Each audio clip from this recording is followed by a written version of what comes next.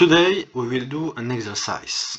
The objective is to construct the transfer function of a DC motor, so a direct current motor. The schematic representation of a DC motor is as follows. So you have here at the left hand side an electrical circuit, and at the right hand side you have a mechanical circuit.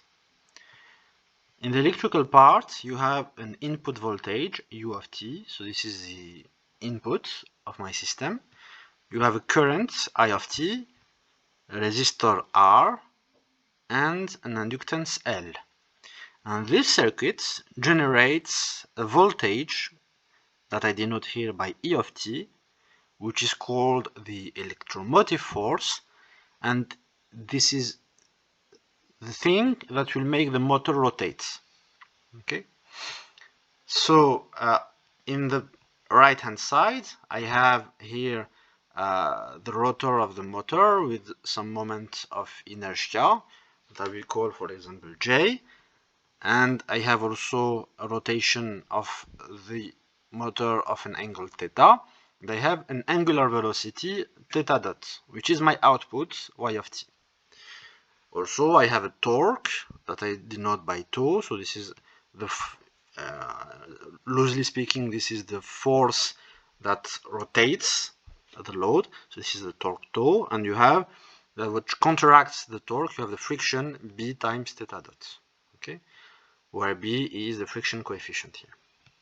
The objective is to find the relation between my output, so the angular velocity y, and my input U of t. Okay, we want to find this relation through what we saw last time, namely a transfer function.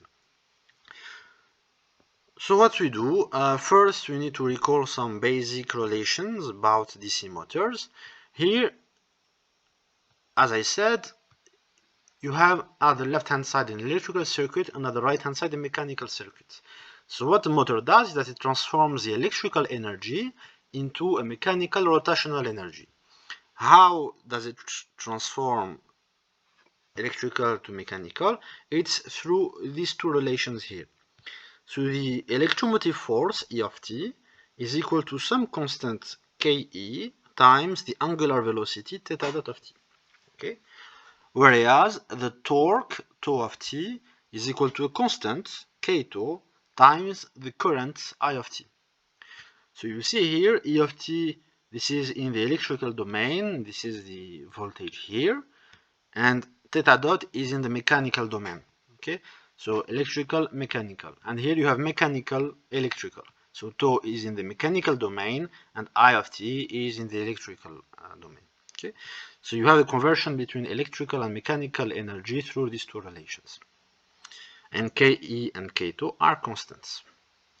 Now, having these two relations in mind and using also the Kirchhoff voltage law for these electrical circuits, as well as the rotational mechanical law for this part of the motor, we can derive the transfer function between theta dot and U of t. How we will do? First, we apply Kirchhoff voltage law to the electrical circuit. So here the connection is in series, so U of t is equal to the voltage cross the resistor plus the voltage cross the inductance plus E of t. Okay, so this is what I write here. U of t is the voltage cross the resistor, so R times I of t, plus the voltage cross the inductance, L times di over dt, plus E of t. Okay, so how I can rewrite this? I will just take E of t here to the left hand side, and I get Ldi over dt plus Ri is equal to ut minus Ke times theta dot. Okay, how did I obtain this? Because here I took E to the left hand side and I replaced it with its formula here, Ke times theta dot. Okay, so that's what I obtained here. And I recall that theta dot is my output Y of t. So I have this first relation. Okay, So this you need to keep it in mind, this first relation. Moreover, if we go now to the mechanical part of the system, so here I said, okay, the load, it has a moment of inertia, capital J. Okay, so this is the moment of inertia, J, times the angular acceleration, which is the time derivative of the angular velocity, so d by dt theta dot, plus here, so the friction force, okay, is equal to the torque. So this is the mechanical rotational equation. Okay, so now I will use the expression of the torque here. So the torque is k tau times I of t. I will inject this expression here in place of the torque, and what I get is formula 2. So J times d over dt of theta dot, which is y of t, plus b theta dot, still y of t, is equal to k tau times I of t. Okay, so now I will use equations 1 and 2. Recall, the objective is to get a relation between I of t, y of t, and u of t. So this is my input, and this is my output. Now you can see that there is an additional variable in these two equations, which is the current I of t. So we need to get rid of this.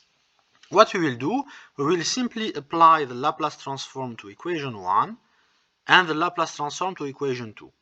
And then we will try to simplify the expressions. Okay? So I start with equation 1. And I take here the Laplace transform. What I get? So here I had L di over dt. When you take the Laplace transform, the di over dt becomes s times I of t.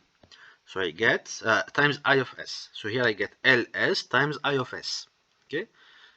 Plus here this remains r times I of s. Okay, so this is what I get.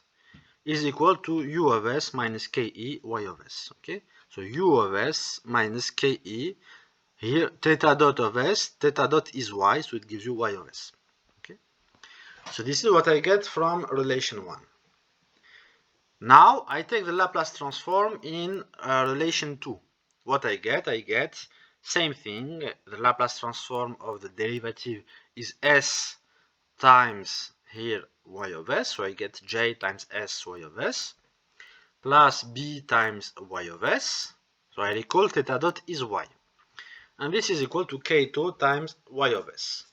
Now from here, from equation 3, I will isolate the current I. Okay, so I want to find I of s as a function of u of s and y of s.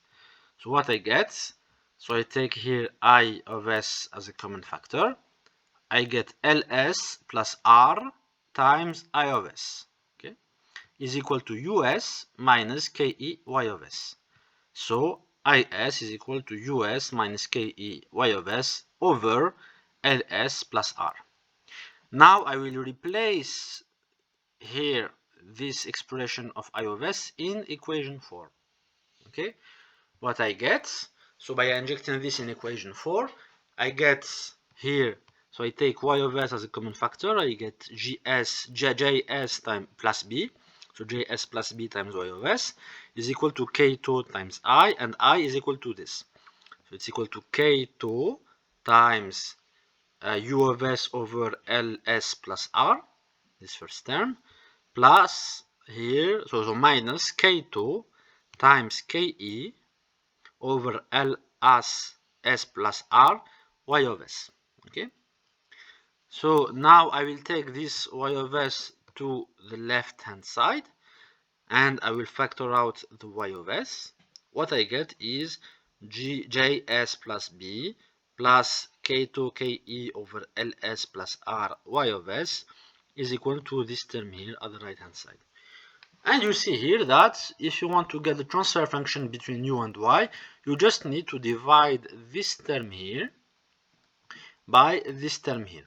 Okay, so we do the algebra, we simplify everything. So here I get, after multiplying js plus b with ls plus r, I get this term here, okay, and here I didn't touch yet to the right hand side.